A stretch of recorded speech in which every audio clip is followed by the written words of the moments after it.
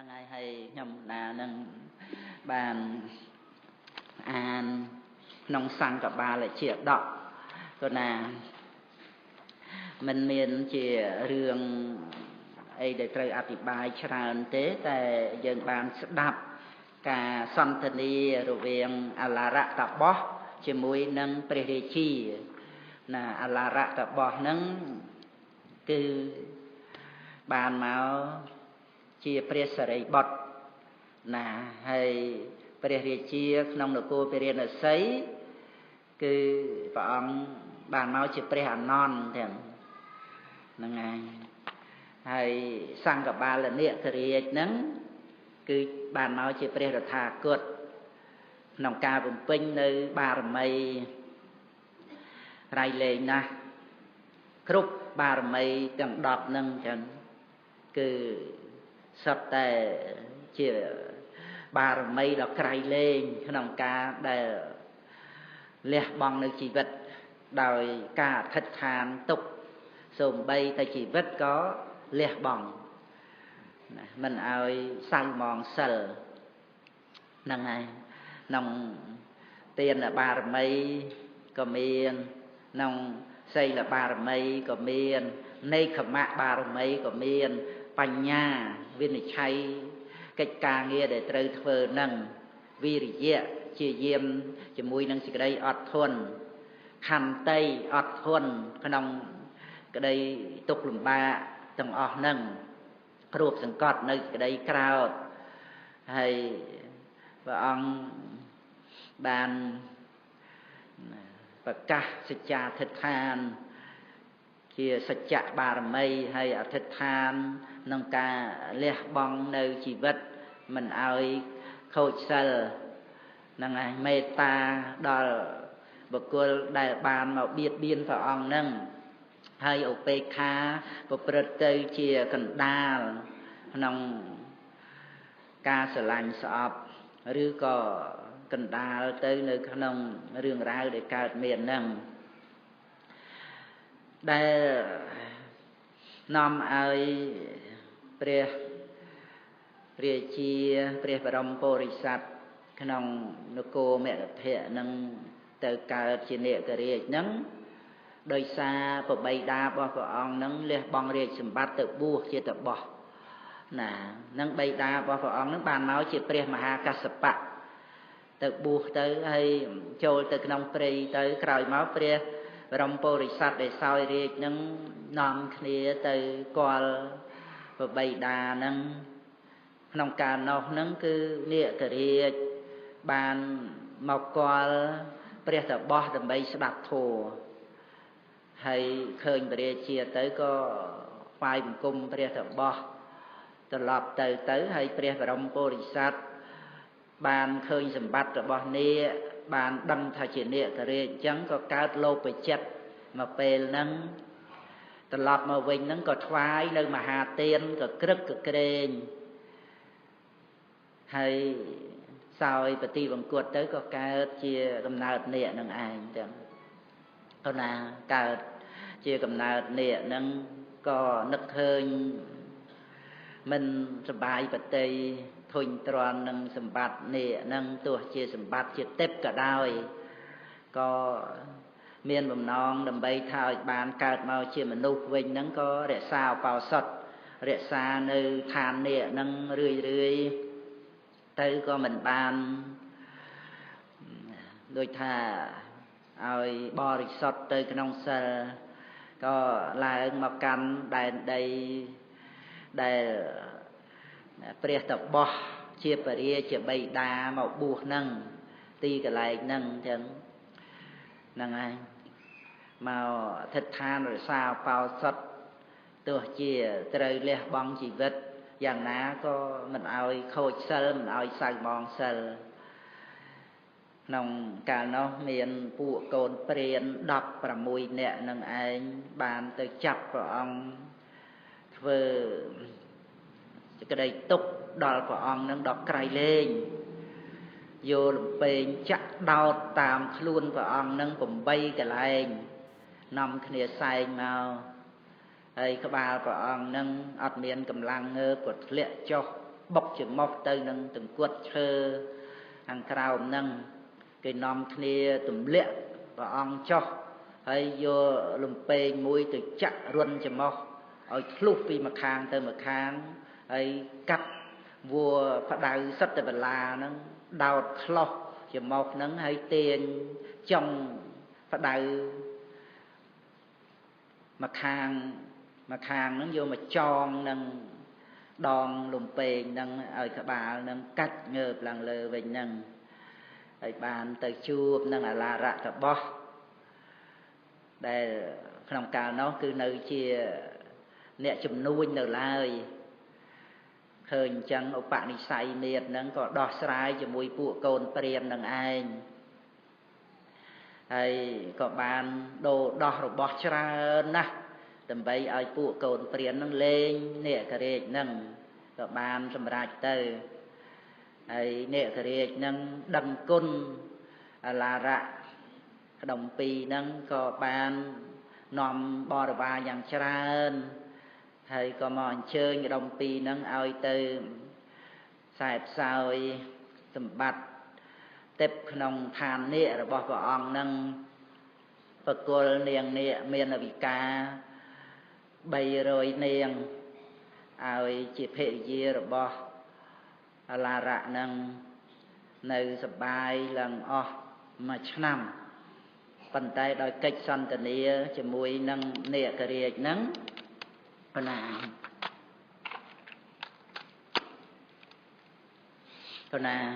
bên to sang gặp bà chị đọ nâng chân nằm bày chị tì rị rê như nhiệt nhôm pro srei để mà tiên nơi bao sật phong hay sật đạp rương để có ông truông sầm đáy nâng và rốc ở bà sọ bà sự cá nông ngay ở bao sật ông sầm đáy sang gặp bà chị đọ nâng mình và rốc từ lơ bị khổ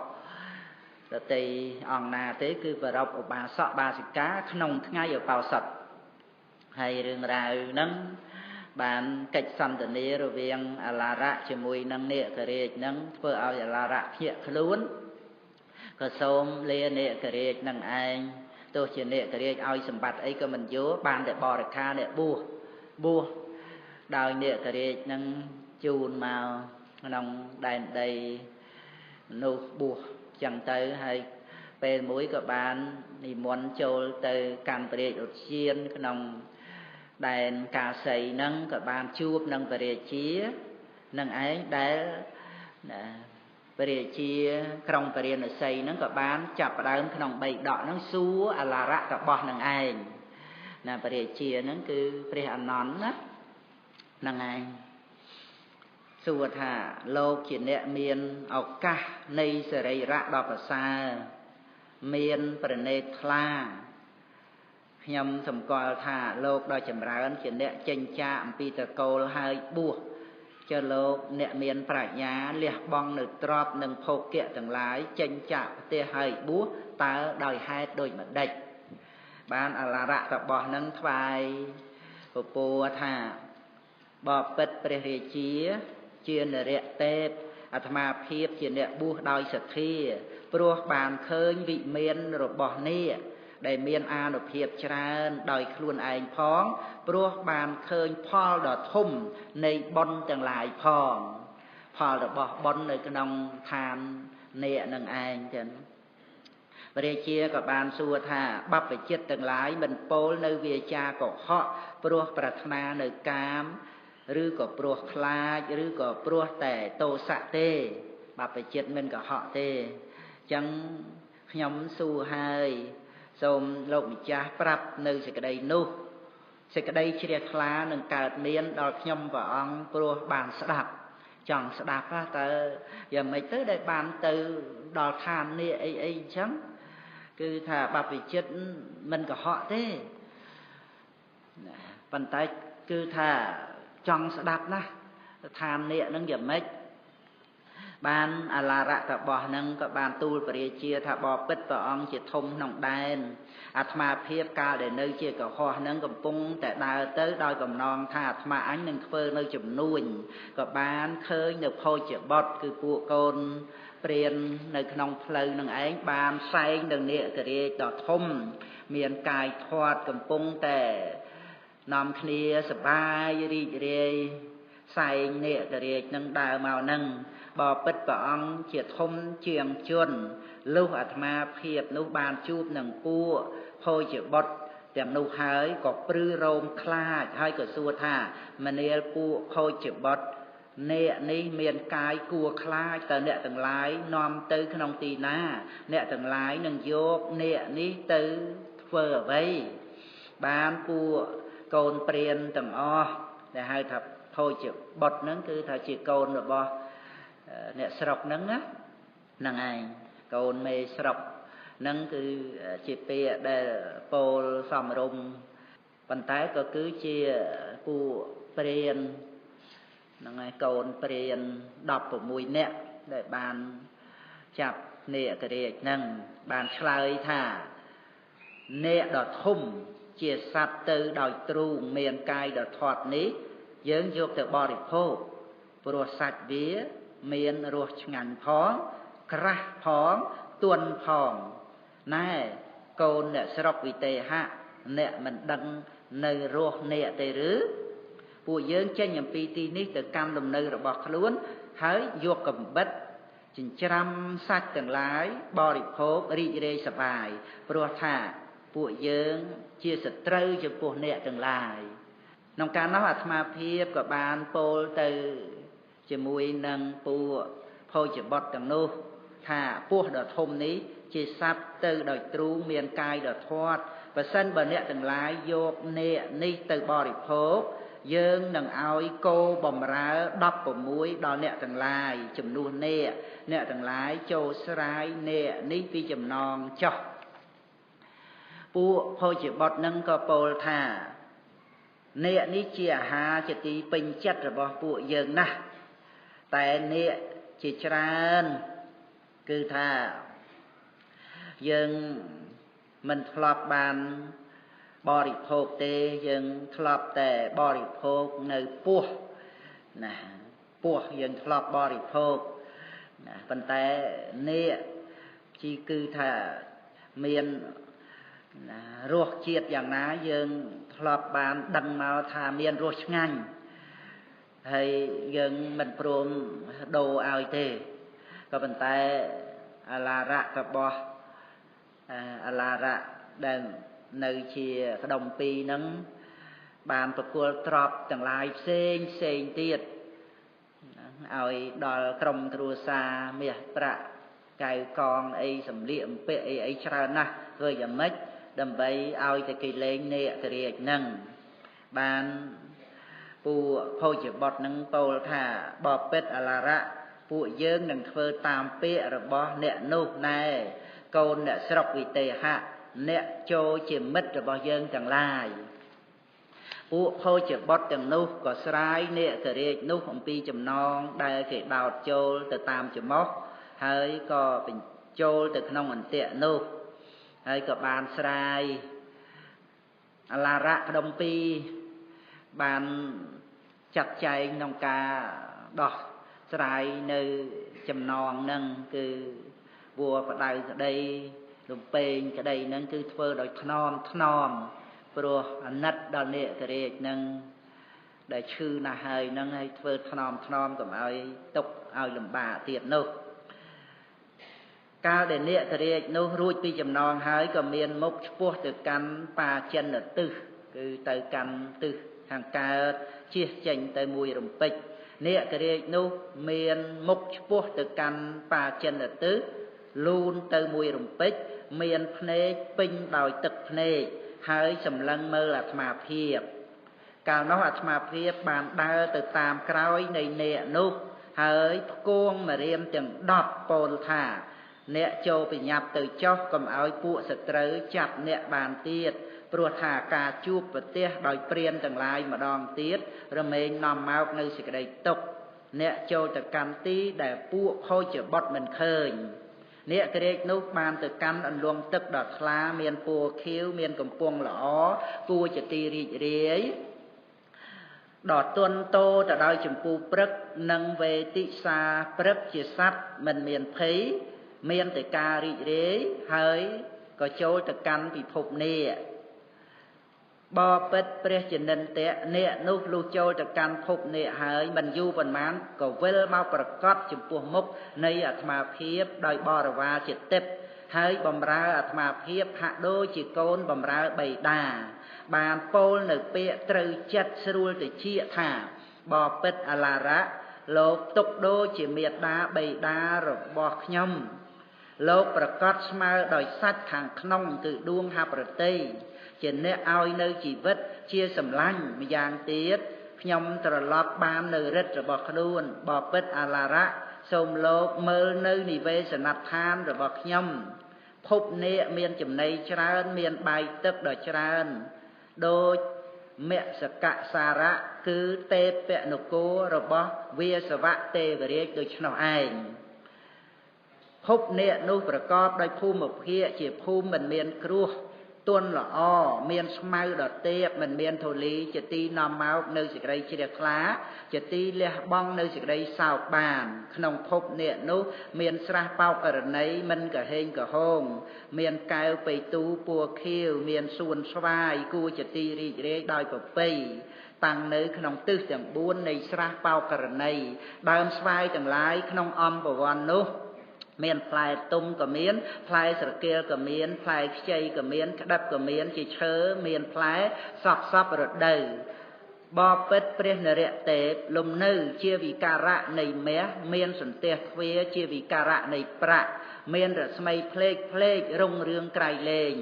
ក្នុងកណ្ដាលនៃព្រៃឈើទាំងឡាយនោះដូចជាផ្លេកបន្ទោឯដល់អាកាសបបិទ្ធព្រះរាជាក្នុងប្រាសាទនោះមានផ្ទះកំពូលនិងល្វែងជាវិការៈនៃកែវមณีទាំងជាវិការៈនៃមាសរុងរឿងដ៏វិចិត្រជាអនេកដែលនិមិត្តល្អហើយរឿយពេញដោយពួកនាងកញ្ញាដ៏ត្រួតត្រងដោយគ្រឿងប្រដាប់មាសសង្កបាលនេករាជនោះមានសម្បុរមិនថោកទាបបានចាប់ដៃអាត្មាភាពមានសភាពរុះរាន់ឡើងកាន់ប្រាសាទដែលមានសសរ1000មានអានុភាពខ្លាំងមិនបានដែលជាទីនៅនៃភរិយាជាមហេសីរបស់សង្កបាលនេករាជនោះនាងនារីម្នាក់មានសភាពរុះរាន់កាន់យកនៅកែវមณีដ៏ស្អាតប្រកបដោយកែវមณีដតីមានជាតិសុទ្ធជាស្ត្រីដែលនេករាជនោះមិនបាច់ទឿនក៏ក្រាលនៅអាសនៈជាវិការៈនៃកែវបៃទូមានតម្លៃច្រើនលំដាប់នោះនេករាជចាប់ដៃអាត្មាភាពឲ្យអង្គុយលើអាសនៈជាប្រមុខពោលថានេះអាសនៈសូមលោកដ៏ចម្រើនអង្គុយលើអាសនៈនេះព្រោះថាបុគ្គលដែលគួរគោរពទាំងឡាយលោកដ៏ចម្រើនទុកជាបុគ្គលដែលគួរគោរពរបស់ខ្ញុំសង្ឃបាលនេករាជព្រះបរមពុរិស័ទមាននៅកតញ្ញូតាធម៌ចឹងដែលត្រូវគោរពបុគ្គលដែលគួរគោរពគឺអ្នកមានគុណចំពោះព្រះអង្គនឹងបបិទ្ធព្រះចនិន្ទៈនេះគឺពោលចំពោះព្រះរាជាណាអឡារៈរបស់នឹងហៅព្រះរាជាថាបបិទ្ធព្រះចនិន្ទៈនាងនារីដតីមានសភាពរហ័សរហួន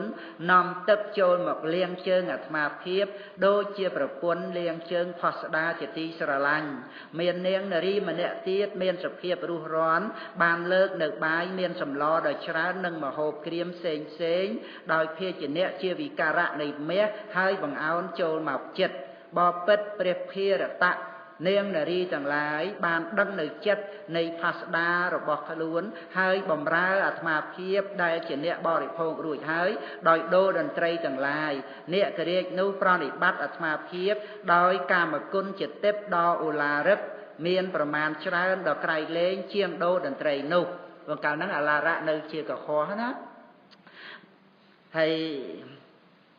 នេករាជនឹងក៏បានពោលទៅនឹងអាឡារៈថាបបិទ្ធអាឡារៈភរិយាទាំងឡាយរបស់ខ្ញុំនោះ300នាក់ភរិយាទាំងអស់មានពាក់កណ្ដាលខ្លួនរាវល្អមានរស្មីដ៏ក្រៃលែងហាក់ដូចជាពណ៌នៃផ្កាឈូកបបិទ្ធអាឡារៈលោកចូលធ្វើសេចក្តីស្រឡាញ់ចំពោះស្ត្រីទាំងនោះខ្ញុំនឹងឲ្យដល់លោកចូលឲ្យស្ត្រីទាំងនោះបម្រើចុះអាត្មាភាពបានទទួលដឹងរសនៃកាមគុណជាទេពអស់1ឆ្នាំ កាលនោះអាត្មាភាពសួរតទៅទៀតថាព្រះអង្គជានេករាជបាននៅសម្បត្តិនេះព្រោះធ្វើនៅកម្មអ្វីព្រះអង្គបាននៅវិមានដល់ប្រសើរដោយប្រការដូចម្ដេចព្រះអង្គបានដោយមិនមានហេតុឬកើតអំពីបុគ្គលណាមួយបង្អោនមកថ្វាយព្រះអង្គធ្វើដោយខ្លួនឯងឬក៏ពួកទេវតាធ្វើថ្វាយបបិទ្ធនេករាជខ្ញុំសួរសេចក្តីនេះនឹងព្រះអង្គបានវិមានដល់ប្រសើរដោយប្រការដូចម្ដេចវិមាននេះមិនមែនខ្ញុំបានដោយមិនមានហេតុទេនឹងនេករាជឆ្លើយតបមិនមែនកើតអំពីបុគ្គលណាបង្អោនមកថ្វាយខ្ញុំទេខ្ញុំមិនមែនធ្វើដោយខ្លួនឯងទាំងមិនមែនទេវតាធ្វើឲ្យខ្ញុំទេវិមាននេះខ្ញុំបានដោយអំណាចនៃបុណ្យរបស់ខ្លួនជាអំពើដែលឥតបាបគឺជាបុណ្យវត្តបរិបត្តិរបស់ព្រះអង្គដូចម្ដេចនឹងជាសំណួររបស់អាឡារៈព្រហ្មចារ្យតើដូចម្ដេចនេះជាវិបាកនៃកម្មដែលប្រព្រឹត្តល្អហើយដូចម្ដេចបបិទ្ធនេករាជសូមព្រះអង្គប្រាប់សេចក្តីនោះដល់ខ្ញុំវិមាននេះតើព្រះអង្គបានហើយដោយប្រការដូចម្ដេចបាននេករាជឆ្លើយថាខ្ញុំជាស្ដេចឈ្មោះទុយយេធនៈជាធំក្នុងដែនមគធៈបានអានុភាពធំនឹងព្រះបរមពុរិស័ទមុននឹងជាយត់មកជានេកហ្នឹងជាស្ដេចធំក្នុងដែនមគធៈឈ្មោះទុយយេធនៈហ្នឹងមានអានុភាពធំខ្ញុំនោះបានដឹងច្បាស់នៅជីវិតជារបស់ថោកទាបមិនទៀងមានសេចក្តីប្រែប្រួលជាធម្មតាខ្ញុំមានចិត្តជ្រះថ្លាបានឲ្យបាយនិងទឹកជាទានបរិបូរដោយគោរពក្នុងកាលនោះផ្ទះរបស់ខ្ញុំជាទីប្រជុំនៃសមណៈព្រាហ្មណ៍ដូចជាអណ្ដូងព្រោះថាសមណៈព្រាហ្មណ៍ទាំងឡាយខ្ញុំបានឲ្យឆ្អែតស្កប់ស្កល់ហើយខ្ញុំបានឲ្យផ្កាកំរងគ្រឿងកអូបគ្រឿងលាបប្រទីបយានលំនៅសម្ពុតសម្រាប់ស្លៀកដណ្ដប់ទីដេកបាយទឹកជាទានដោយគោរពក្នុងទីនោះអំពើនោះជាវត្តរបស់ខ្ញុំអំពើនោះជាព្រះមច្ចរិយធម៌របស់ខ្ញុំនេះជាវិបាកនៃកម្មដែលប្រព្រឹត្តល្អហើយនោះព្រោះហេតុនោះឯងវិមាននេះទៅមានចំណីដ៏ច្រើនមានបាយនិងទឹកដ៏ច្រើនដែលខ្ញុំបានហើយអាឡារៈក៏បានសួរបន្តទៅថាវិមាននេះសម្បូរដោយការរំទាំងសម្បូរដោយការច្រៀងតាំងនៅអស់កាលយូរតែមិនទៀងទាត់សោះទេពួកអ្នកមានអានុភាពតិចមិនមានដៃជះរមែងបៀតបៀនព្រះអង្គដែលមានអានុភាពច្រើនមានដៃជះបបិទ្ធព្រះអង្គមានចង្កូមជាអាវុធព្រះអង្គមកលុះក្នុងកណ្ដាប់ដៃនៃពួកភោជ្ជបុត្រតើព្រោះអាស្រ័យអ្វីព្រោះហេតុអ្វីដៃជះរបស់ព្រះអង្គទៅតាមភ័យដ៏ធំឬពឹសរបស់ព្រះអង្គទៅតាមគល់ធ្មេញឬ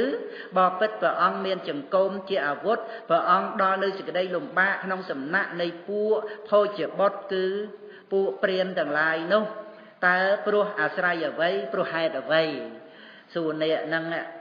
ដែលមានរិទ្ធម្លឹងហ្នឹងហើយមិនបានជាត្រូវទទួលនៅសេចក្តីទុក្ខលំបាកនៅពេលដែលគេចាប់វាយដំចាក់ដោតដោយលំពេងសែងទៅនឹងតើរិទ្ធរបស់ព្រះអង្គហ្នឹងវាទៅតាមភ័យហ្នឹងវាអស់រិទ្ធអស់អំណាចទៅឬបានអ្នកនឹងឆ្លើយថាដែកជះរបស់ខ្ញុំមិនមែនទៅតាមភ័យដ៏ធំទេដែកជះគឺពឹសរបស់ខ្ញុំពួកភោជ្ជបុត្រទាំងនោះមិនអាចនឹងបៀតបៀនបានឡើយធัวទាំងឡាយរបស់សប្បុរសសម្ដែងល្អហើយជាធัวលះបង់បានដោយក្រដោយច្រាំងសមុទ្របបិទ្ធអាឡារៈខ្ញុំរក្សាឧបោសថក្នុងថ្ងៃទី14និងថ្ងៃទី15ជានិច្ចគ្រានោះពួកភោជ្ជបុត្រ16នាក់កាន់ខ្សែនិងអន្ទាក់ដំមដើរមកព្រានទាំងឡាយទំលាយសរីរៈយកខ្សែខ្លុសច្រមុះហើយសែងនាំយកខ្ញុំទៅខ្ញុំញ៉ាំងឧបោសថមិនឲ្យកម្រើកខ្ញុំអត់ទ្រាំនៅសេចក្តីទុក្ខទាំងនោះពួកភោជ្ជបុត្រទាំងនោះបានឃើញព្រះអង្គជាអ្នកបរិបូរដោយកម្លាំងនិងសម្បុរក្នុងផ្លូវជាទីដើរទៅនៃបុគ្គលតែម្នាក់ព្រះអង្គជាអ្នកចម្រើនដោយសេរីនិងបញ្ញាបបិទ្ធនេករាជព្រះអង្គខំប្រឹងធ្វើតបៈធัวតើដើម្បីអ្វីនឹងអាឡារៈនឹងសួរបន្តទៅទៀតហើយព្រះអង្គខំប្រព្រឹត្តតបៈធัวខំធ្វើឧបោសថនឹងដើម្បីអីបាននេករាជនឹងឆ្លើយថាបបិទ្ធអាឡារៈខ្ញុំធ្វើតបៈមិនមែនព្រោះហេតុនៃបុត្រមិនមែនព្រោះហេតុនៃទ្រព្យមិនមែនព្រោះហេតុនៃអាយុទេខ្ញុំប្រាថ្នាចំពោះកំណើតនៃមនុស្ស ព្រោះហេតុនោះបានជាខ្ញុំប្រឹងប្រែងប្រព្រឹត្តបៈធัวគឺដើម្បីឲ្យបានកើតជាមនុស្សព្រះអង្គមានចក្ខុក្រហមមានរស្មីប្រងព្រាតមានខ្លួនប្រដាប់ហើយមានសក់និងពុកមាត់កាត់កោហើយលាបហើយដោយក្លិនចាំក្រហមហើយញ៉ាំងទិសទាំងឡាយឲ្យភ្លឺច្បាស់ដូចជាសត្វកន្ធប់ដូចជាស្ដេចនៃកន្ធប់ព្រះអង្គដល់នៅរិទ្ធដោយរិទ្ធនៃទេវតាមានអានុភាពធំប្រកបដោយកាមទាំងពួងបបិទ្ធនេករាជខ្ញុំសូមសួរនៅសេចក្តីនោះចំពោះព្រះអង្គថាមនុស្សលោកប្រសើរជាងភពនេកនោះតើដោយហេតុដូចម្ដេចបានជាព្រះអង្គសុខចិត្តលះបង់ជីវិតប្រព្រឹត្តបៈធัวរក្សាសិលនឹងមិនឲ្យសៅម៉ងនឹងដើម្បីដោយហេតុត្រឹមតែកើតជាមនុស្សតើមនុស្សនឹងវាប្រសើរអីទៅបើសម្បត្តិរបស់ព្រះអង្គនឹងមានអានុភាពធំជាសម្បត្តិទេពដល់ម្លឹងព្រះអង្គនឹងដូចជាស្ដេចនៃកន្ធប់អញ្ចឹងហើយហ្នឹងហើយចាប់តែព្រះអង្គប្រាថ្នាសម្បត្តិមនុស្សហ្នឹងបាននេករាជឆ្លើយថាបបិទ្ធអឡារៈសេចក្តីបរិសុទ្ធក្តីការសង្រួមក្តីវាចាកមនុស្សលោកហើយរមែងមិនមានឡើយខ្ញុំបើបានកើតនៅក្នុងកំណើតមនុស្សហើយនឹងធ្វើនៅទីបំផុតនៃជាតិនិងមរណៈនឹងគឺជាការព្យាករក្នុងកំណើតមនុស្សដែលប្រព្រឹត្តទៅដើម្បីបំពេញបារមីឲ្យបានជាព្រះសម្មាសម្ពុទ្ធនឹងឯងចឹងខ្ញុំនៅក្នុងសំណាក់នេះពាក្យរបស់អឡារៈណាខ្ញុំនៅក្នុងសំណាក់នៃព្រះអង្គអស់មួយឆ្នាំហើយព្រះអង្គក៏បានទំនុកបំរុងដោយបាយនិងទឹកបបិទ្ធនេករាជខ្ញុំសូមលាត្រឡប់ទៅវិញបបិទ្ធព្រះជនិន្ទៈខ្ញុំឃ្លាតពីមនុស្សលោកយូរហើយហ្នឹងគឺអឡារៈហ្នឹងស្ដាប់ទៅភ្ញាក់ខ្លួនណាភ្ញាក់ថានេករាជហ្នឹងមិនគិតខ្វល់ពីទ្រព្យសម្បត្តិសំបីទៅជីវិតដើម្បីឲ្យបានកើតមកជាមនុស្សហើយចុះយើងកើតជាមនុស្សស្រាប់ហើយនឹងមកសប្បាយរីករាយជាមួយនឹងសម្បត្តិនេះដែលដូចជាកំហាដោយគេស្ដោះចោលអញ្ចឹងដូចនេះដែលលះបង់ចោលហើយឯងមកសប្បាយរីករាយអស់មួយឆ្នាំទៅនឹងឯងចោលកំណើតដែលបានកើតមកជាមនុស្សហ្នឹងហើយព្រះអង្គលះបង់សម្បត្តិទាំងអស់នឹងសំបីទៅជីវិតអត់ធន់ដើម្បីឲ្យបានកើតក្នុងកំណើតមនុស្សដោយអាស្រ័យការរក្សាឧបោសថហើយយើងមកខ្ជិះខ្ជាយកំណើតមនុស្សដែលនេករាជនឹងបានដោយលំបាកបានដោយក្រអញ្ចឹងណាមិនងាយបាននៅកំណើតជាមនុស្សអញ្ចឹងហើយស្រាប់តែមកខ្ជិះខ្ជាយចោលអស់មួយឆ្នាំអញ្ចឹងទៅសុំលាទៅវិញហើយនេកហ្នឹងក៏សួរថាម៉េចកូននឹងប្រពន្ធនឹងពួកជនអ្នករស់នៅដោយសារខ្ញុំបានព្រានបដៅជានិច្ចឲ្យបម្រើលោកតើនរណាមួយដែលមិនបានថែទាំលោកខ្លះឬបបិទ្ធអឡារៈព្រោះថាខ្ញុំមានការស្រឡាញ់ពេញចិត្តចំពោះការជួបប្រទះនៅលោកព្រោះការដែលរស់នៅជាមួយសប្បុរសដូចលោកនឹងខ្ញុំមានសេចក្តីសុខណាស់ហើយនរណាមួយធ្វើឲ្យលោកតោះចិត្តបានជាទៅវិញអញ្ចឹងបានអឡារៈនឹងពោលថាបបិទ្ធនេករាជដូចយ៉ាងកូនជាទីស្រឡាញ់របស់មេដានិងបិតាដែលមេដាបិតាបានថែរក្សាហើយឲ្យនៅក្នុងផ្ទះការនៅរបស់ខ្ញុំនេះប្រសើរជាងការនៅជាមួយនឹងកូនទាំងអស់នោះទៅទៀតព្រោះថាចិត្តរបស់អ្នកជ្រះថ្លាចំពោះខ្ញុំដល់ចឹងទៅបាននេករាជនឹងឲ្យកែវមณีពណ៌ក្រហមអាចឲ្យសម្រេចនៅសេចក្តីប្រាថ្នាគ្រប់យ៉ាងទាំងអស់កែវមณีរបស់ខ្ញុំមានពណ៌ក្រហមជាគ្រឿងនាំមកនៅទ្រព្យលោកចូលយកកែវមณีដ៏ថ្លៃថ្លានេះទៅផ្ទះរបស់ខ្លួនចុះលុះបាននៅទ្រព្យហើយចូលទុកកែវមณีនោះក្នុងពាងទឹកបានអឡារៈនឹងអត់យកអីទាំងអស់សូមតែបរិខាទៅបួសហើយក៏បានបួសហើយនឹងឯងចឹងដែលនេករាជនឹងជូនមកហើយក៏ឲ្យអ្នកនឹងត្រឡប់ទៅវិញព្រះអង្គក៏បួសហើយក៏បានមកជួបនឹងព្រះរាជានឹងឯងហើយក៏បានពោលជាមួយនឹងព្រះរាជាបន្តទៅទៀតបបិទ្ធព្រះរាជាកាមគុណទាំងឡាយសូម្បីជារបស់មនុស្សអាត្មាភាពបានឃើញហើយថាជារបស់មិនទៀងមានសេចក្តីប្រែប្រួលជាធម្មតាលុះអាត្មាភាពឃើញទោសក្នុងកាមគុណទាំងឡាយទៅបួសដោយសទ្ធាបបិទ្ធព្រះរាជាមនុស្សទាំងឡាយក្មេងក្តីចាស់ក្តីកាលមានសរីរៈបែកធ្លាយហើយរមែងធ្លាក់ចុះដូចជាផ្លែឈើទាំងឡាយដូច្នោះដែរអាត្មាភាពឃើញហេតុនោះហើយទៅបានជាចេញបួសសមញ្ញគុណគឺបព្វជិជាធัวប្រតិបត្តិមិនខុសជាធัวដ៏ប្រសើរបានព្រះរាជាស្ដាប់បានជ្រះថ្លា ban miền Tây ông ca thả phụ chuồn ná miền Prạ Nhá chia bổ hụ sốt chỉ nẹt cất nở hai đợt tràn phụ chuồn núc bậc quân cọp bay sải cục bò pết à la rạ cọp bó nhom nâng phơ nở bòn đợt tràn pruh ban đắp nở pẹ rồi bò nẹt kề phóng ban đắp nở pẹ rồi bò lộc phong là rạ cọp bó cọp ban pol bằng hơi trong cày thả phụ chuồn ná miền Prạ Nhá chia bổ hụ sốt chỉ nẹt cất nở hai đợt tràn phụ chuồn núc bậc quân cọp bay sải cụcบอเป็ดปริเรจีพระองค์ตรงเปรสันดาเปะระบาดมาเพียบหนึ่งเนี่ยหายส้มพระองค์เฟอหนึ่งบอลโดยชราญจบการเอาเองลาระกับบอบันในขนมปริอุเชียนหนึ่งเองประมาณเจ็ดใบหายก็ตลอดมากันได้ในปริหายมาเปลี่ยนจำรานปรุงมาวิเฮระทัวสำราญเชียนไอ้สำลังกระสันไอ้ตัวตามอุปนิสัยได้เมียนนั่งให้ก็ตะกันปรุงมาโลกเตอไอ้ปริเชียก็ตั้งในขนมเตียนเซลเพวันนี้ระบบพระองค์ก็บ้านตึกกันเตะโลกลาระกับบอสตึกกันพรมโลกไอจำในเนี่ยกระเรียกเปรียบรมโพริสัตนังบ้านเรียสาในอุปาวสดเชี่ยบรรทอตเตียดออกไปชวนพระองค์ก็บ้านบุปผิงในบอนบารมีกรุบกรอนให้ก็บ้านตระเชี่ยเปรียสมาสามปุตนังไอเทียนโดยเฉพาะพนองสิกระไดในไปเชี่ยดอกนั่นคือยังสดับบานสอบกรุบให้คืออะไรได้